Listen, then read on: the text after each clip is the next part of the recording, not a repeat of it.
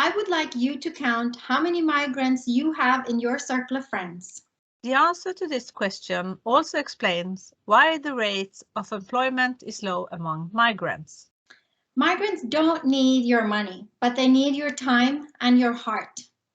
The residential segregation that migrants face when coming to a new country makes it very difficult to learn the language and the culture. Immigrants cannot integrate themselves. We who already live here have to realize that we are a vital part of their integration. And unfortunately, there are not enough meeting places for us to meet to get to know each other. I would like for you to meet Ansam. Ansam is 45 years old. She's from Iraq and she came to Sweden in 2015 because of war. When she came, she had never worked before and she had gone to school for 6 years. I'd also like to introduce Afra. She is from Syria, 34 years old with 2 children. She studied in Homs all the way to a bachelor degree in the Arabic language. She also came to Sweden in 2015 because of the war, with very little work experience. These 2 women, together with 500 other women from our small town, are a part of WOW. And my name is Linda, and I started WOW 9 years ago to create a meeting place for women who otherwise never would have met. From the very beginning, the migrant women have been saying the same thing. They want a Swedish friend and they want a job. And fulfilling these wishes is the mission of WOW. We organize lunches where we are 50% migrants and 50% locals, and where we meet as equals. You'd be surprised how much we have in common, how much we can learn from one another, and how much energy we can create in those 2 magical hours every month. We also have an organized program that we call OneGoal, where we help migrants go from unemployment to employment. And my name is Jenny, and I have been a part of WOW since day one. Throughout the years, I have witnessed women from all kinds of remote places of the world join together in WOW. First out of curiosity, then staying because that they realize that their participation makes a difference.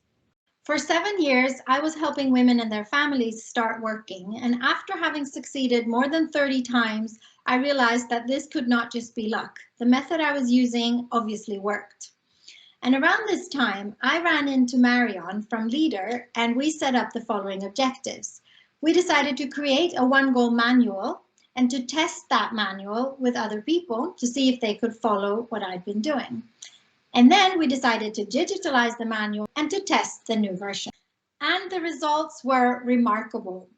With our one-to-one approach and our manual, we more than doubled our results. And 80% of the people who went through the process started working. First, we thought this was something that only Linda could do, but it turns out that I could do it, and so could another 40 people. It's an amazing feeling to be able to help someone like this. Working one-to-one, helping one person at a time, that is brilliant. I think my candidate and I were equally happy and excited on her first day at work. And in these projects, we've had 41 of those great first day of work days. And here you see Ansam, who you met earlier, at her job as an assistant chef in a catering company, and Afra, who studied to be a CNC operator, who's now operating robots for the car manufacturing industry. And the range of jobs are as varied as the women. And they are now health care assistants, teachers, software developers, janitors, and production workers. And we even have a bus driver. We are so proud of these women and being a part of their journey. We know what a difference a job makes for these women. We see how it gives them freedom and confidence, and we see how it affects their children. But there are also financial benefits in helping these women.